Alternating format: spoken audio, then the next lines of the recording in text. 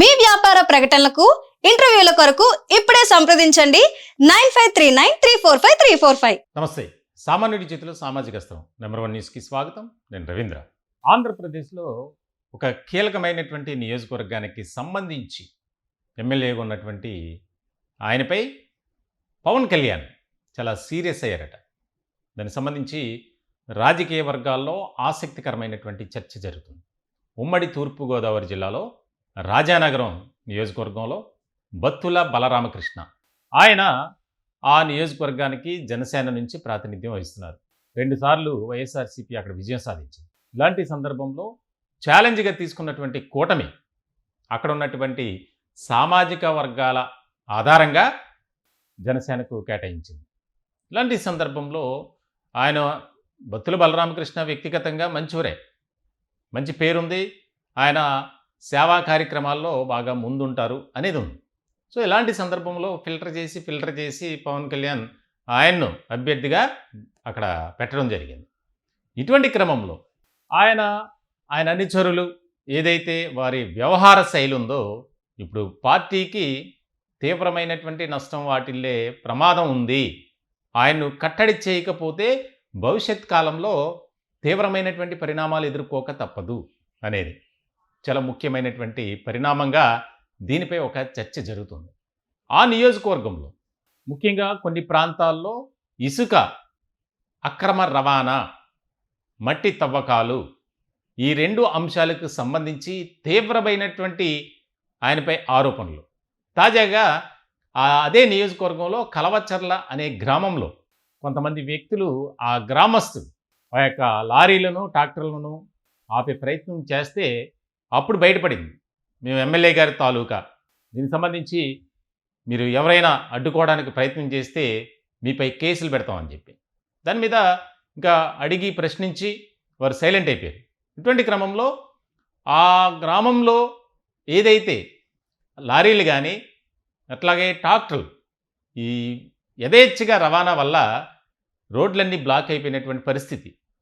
ఒక వ్యక్తి సకాలంలో అంబులెన్స్ రాకపోవటం వల్ల కూడా చనిపోయారు అని గ్రామస్తులు ఆందోళన చేశారు. ఇటువంటి క్రమంలో గతంలో ఆయన వ్యవహరించినటువంటి తీరు కానీ, ఆయన మాట్లాడినటువంటి విధానం, ఎవరైతే రాజానగరం ఎమ్మెల్యే ఉన్నారో బత్తుల బలరామకృష్ణ, ఆయన సంబంధించి ఇప్పటికే వివాదాస్పదం అయ్యారు. వాస్తవంగా వంగవీటి మోహనరంగా ఆయన ఆశయ సాధన కోసం పనిచేస్తున్నటువంటి కొంతమంది వారు ఏదైతే ఆ పరిసర ప్రాంతాల్లో రాజానగరం నియోజకవర్గ పరిధిలో కొన్ని రంగా గారి విగ్రహాలను ఏర్పాటు చేయాలని ఒక ఆలోచన చేశారు. దానికి సంబంధించి ఆయన ముఖ్య అతిథిగా పిలిచారు. ఇటీవల జరిగినటువంటి ఒక కార్యక్రమంలో ఆయన వెళ్ళకపోగా రంగా, ఆయన అభిమానులు, ఆయన అనుచరులు ఎవరైతే ఉన్నారో వారిపై తీవ్రమైనటువంటి పదజాలంతో మాట్లాడారట. దీనికి సంబంధించి వెంటనే రంగా గారి అభిమానులు, ముఖ్యంగా జనసేనలో ఉన్నటువంటి కొంతమంది అందరూ కూడా బత్తుల బలరామకృష్ణ ఎమ్మెల్యే వ్యవహారంపై తీవ్రమైనటువంటి స్థాయిలో మండిపడ్డారు. దానికి సంబంధించి సోషల్ మీడియాలో వీడియోస్ అవి కూడా ట్రోల్ అయింది. ఇలాంటి క్రమంలో వెంటనే అది ఉదయం జరిగింది. సాయంత్రం సమయంలో ఆయన మీడియా ముందుకు వచ్చి నేను చేసినటువంటి వ్యాఖ్యలు ఎవరైనా బాధపడి ఉంటే నేను అవి వెనక్కి తీసుకుంటున్నా, నా సొంత డబ్బులతో నియోజకవర్గ పరిధిలో రంగా గారి విగ్రహాలు మీరు ఎక్కడంటే అక్కడ ఏర్పాటు చేస్తా అని చెప్పి అంటే నోటికి పదును పెట్టారు. తర్వాత జరిగినటువంటి పరిణామాల నేపథ్యంలో ఆయన మళ్ళీ సైలెంట్ అయ్యారు. అట్లా తరచూ ఏదో ఒక వివాదంలో ఆయన చిక్కుకుంటున్నారు. అలాగే గత కొంతకాలం క్రితం ఒక కార్యక్రమంలో నేను రాజకీయాల్లోకి వచ్చిన తర్వాత అప్పులు పాలయ్యాను, ఆ రకమైనటువంటి విధానంతో మాట్లాడారు. అప్పుడు కూడా దాని మీద చాలా తీవ్రమైనటువంటి స్థాయిలో చర్చ జరిగింది. గతంలో అష్టైశ్వర్యాలతో తూగినటువంటి నా కుటుంబం ఈరోజు చాలా పేదరికంలో ఉంది, అప్పులు పాలైపోయాం. కారు కూడా మాల్యుడు కారు వాడుతున్నాను, నా కారే ఫైనాన్స్లో పట్టుకెళ్ళిపోయారు. ఇంకా మీ పరిస్థితి ఏంటో నాకు అర్థమవుతుంది. దీనికి సంబంధించి పవన్ కళ్యాణ్ ఆయన కూడా ఒక వార్నింగ్ ఇచ్చారట. అప్పట్లో మీరు నోటిని అదుపులో పెట్టుకొని పనిచేయండి, మాట్లాడండి, మీ విధానం మార్చుకోవాలి. ఎందుకనంటే మీ వల్ల మేము మాటలు పడటం, కూటమికి చెడ్డ పేరు రావటం అది బాగోదు. కాబట్టి మీ పనితీరు మెరుగుపరుచుకోండి, ప్రజలతో మీరు మమేకమై ప్రజా సమస్యల పరిష్కారం కోసం మీరు పని చేయాలి, అంతే తప్ప మీకు ఇష్టమైనట్లు పనిచేయటం కాదు అని చెప్పి ఆయన స్మూత్గా ఒక వార్నింగ్ ఇచ్చారు. అయితే తాజాగా జరుగుతున్నటువంటి పరిణామాలు, నియోజకవర్గంలో మట్టి తవ్వకాలు, ఇసుక అక్రమ రవాణా యథేచ్ఛగా రెవెన్యూ అధికారులు కూడా చూసి చూడనట్లు వ్యవహరిస్తున్నారంట. అంటే అందరినీ గ్రిప్లో పెట్టుకున్నటువంటి రాజానగరం ఎమ్మెల్యే ఆయన ఏది చెబితే అది వినాలి, చెయ్యాలి అధికారులు అన్నట్లుగా తయారు చేసుకున్నారంట.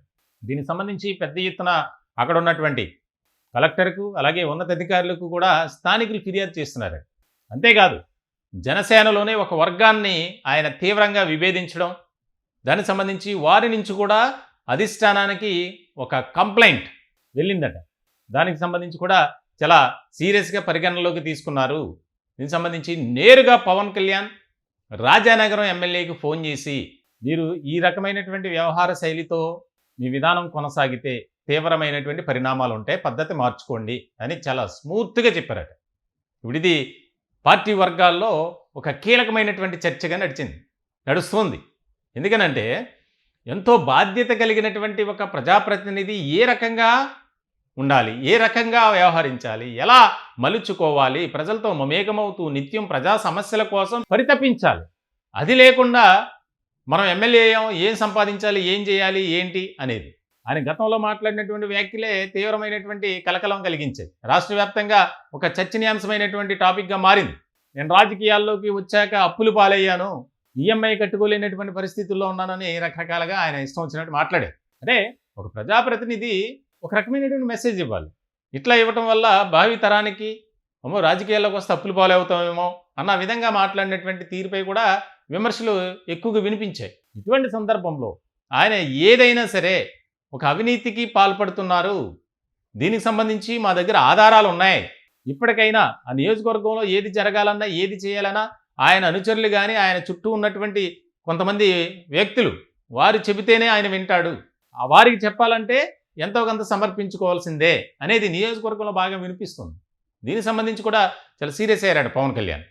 ఎందుకంటే జనసేన విధానం కానీ వారు ఎత్తుకున్నటువంటి నినాదం కానీ వెళ్తున్నటువంటి ఏదైతే ఉందో ఒక లైన్లో వెళ్తున్నారు. ఆ లైన్ని క్రాస్ అయ్యి కొంతమంది నాయకులు వ్యవహరిస్తున్నటువంటి తీరు పవన్ కళ్యాణ్కు అలాగే పార్టీకి కూడా, అంతేకాదు ముఖ్యంగా కూటమికి కూడా చెడ్డ పేరు వచ్చే అవకాశాలు ఎక్కువగా ఉన్నాయి. ఇప్పటికే ఈ రెండు పార్టీల మధ్య, తెలుగుదేశం జనసేన పార్టీ మధ్య ఒక రకమైనటువంటి గ్యాప్ అనేది కంటిన్యూ అవుతూనే ఉంది కొంతమంది నాయకుల తీరు వల్ల.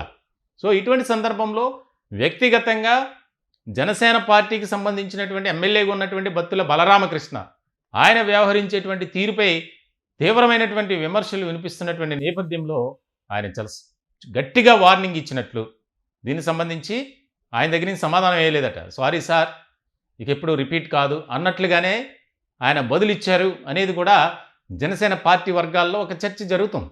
ఎందుకంటే గతంలో జరిగినటువంటి పరిణామాలు, ఆయన మాట్లాడినటువంటి విధానం, అలాగే ఒక నియోజకవర్గానికి ఎమ్మెల్యేగా ఉన్నామని మరిచిపోయి ఆయన స్టేజీలపై మాట్లాడుతున్నటువంటి తీరుపై కూడా అభ్యంతరాలు వ్యక్తమవుతున్నాయి.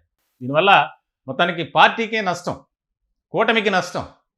మరి ముఖ్యంగా పార్టీ అధ్యక్షుడు పవన్ కళ్యాణ్ ఆయన కూడా కొంత డ్యామేజ్ కలిగించేటువంటి అంశంగానే ఇది చూడాలి. రాజకీయ వర్గాల్లో అదే చర్చ జరుగుతుంది.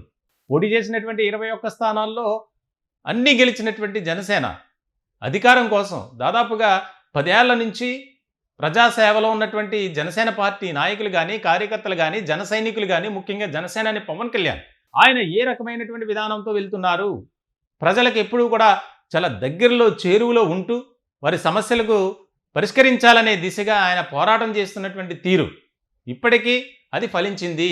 ప్రజలు మనకు ఒక మంచి అవకాశాన్ని కల్పించారు కాబట్టి కూటమిగా మనం మరింతగా ప్రజల ముందుకు వెళ్ళాలి, వారి కష్టాలను తెలుసుకోవాలి, దాన్ని ఏ విధంగా మనం పరిష్కరించాలి అని చూడాలి. అంతే తప్ప ఎవరూ కూడా వ్యక్తిగతంగా నాకేంటి స్వప్రయోజనాల కోసం పనిచేయడం అనేది కరెక్ట్ కాదు అనేది ఆయన తీసుకున్నటువంటి నినాదం అదే. మంత్రి ఎమ్మెల్యేగా ఆయనకు వస్తున్నటువంటి జీతం కానీ ఇతర సౌకర్యాలు అన్నీ కూడా పేద ప్రజలకు ఇస్తున్నటువంటి సందర్భం. పేద విద్యార్థులకు, వృద్ధులకు, ఏజెన్సీ ప్రాంతంలో ఉన్నటువంటి వారికి ఆయన జీతాన్ని అలా ఎప్పటికప్పుడు పంచుతూ వస్తున్నారు విరాళంగా. అందరూ కూడా ఇదే రకమైనటువంటి విధానంతో ఉండాలి. కానీ నాకేంటి స్వార్థ ప్రయోజనాల కోసం పనిచేస్తే మాత్రం నేను ఉపేక్షించను అని చాలా గట్టిగా ఎమ్మెల్యేకి వార్నింగ్ ఇచ్చినట్లు ఒక చర్చ నడుస్తుంది. ఈ టాపిక్పై మీ విలువైనటువంటి అభిప్రాయాలు కామెంట్ రూపంలో తెలియజేయండి. దయచేసి మా ఛానల్ని సబ్స్క్రైబ్ చేసుకోండి. Thank you.